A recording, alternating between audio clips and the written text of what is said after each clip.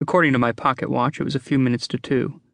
I was greeted by a very young, very pretty male secretary in a green velvet suit, to what I guessed was the Priest's inner sanctum. "Are the other guests downstairs?" I inquired. "Oh, the viewing's not until 3. I puzzled this over as he tapped discreetly on a mahogany door behind an enormous embroidered tapestry of Callistra's Enchantment of the Infidels. A voice bade us enter. The secretary gripped the ring of twisted brass and pushed open the door. He stepped to the side. I went past him into a large office. I had a quick impression of long black velvet drapes, wallpaper of gold-watered silk, and bookshelves behind leaded glass. A very large woman sat before a very large desk. The desk was highly polished. The woman was not. She looked like she'd been blown in on a hard wind. Her salt and pepper hair stood up in tufts. Her blue silk suit looked slightly crooked, and her red lipstick was outside the lines of her wide mouth. Her smile of welcome seemed too bright in the muted light of the office. "Mr. Bliss," she said. The beauty of her voice, a honeyed contralto, was unexpected. "How wonderful of you to come on such short notice." Behind the desk sat a small, plump, elderly man.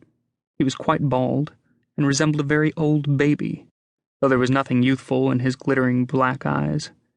He surveyed me measuringly, unsmilingly.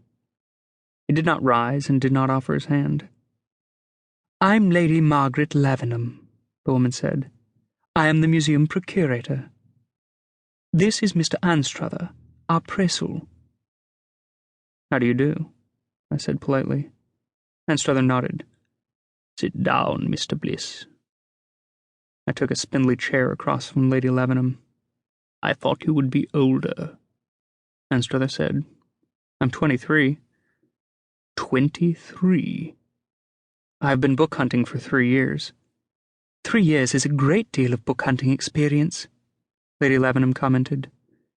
Anstruther said, "When you get to be my age, 23 is very young." He continued to eye me. I knew only too well what he saw. It was a source of irritation to me that I looked quite a bit younger than my age, being small and slender, with wide blue eyes and a mop of strawberry blonde curls. I tried growing a beard at one time, but the result wasn't worth the crumb-catching. "Tea, I think," the Lavenham woman said. She was speaking to the small brownie sitting on the very top of the red-lacquered chinoiserie cabinet in the corner. The brownie brightened and disappeared in a flash. A few moments later, the door flew open, and the pretty secretary returned with a laden tea tray. Lady Lavenham served hot, flowered-scented tea in blue and white china cups. "No biscuits?" Mr. Anstruther objected, scowling at the tray. "There are the little cakes you like, the ones with the slivered almonds." "But no biscuits?" "No, I'm afraid not." Mr. Anstruther expelled an exasperated breath. "Do you like biscuits with your tea, Mr. Bliss?" "When they're available."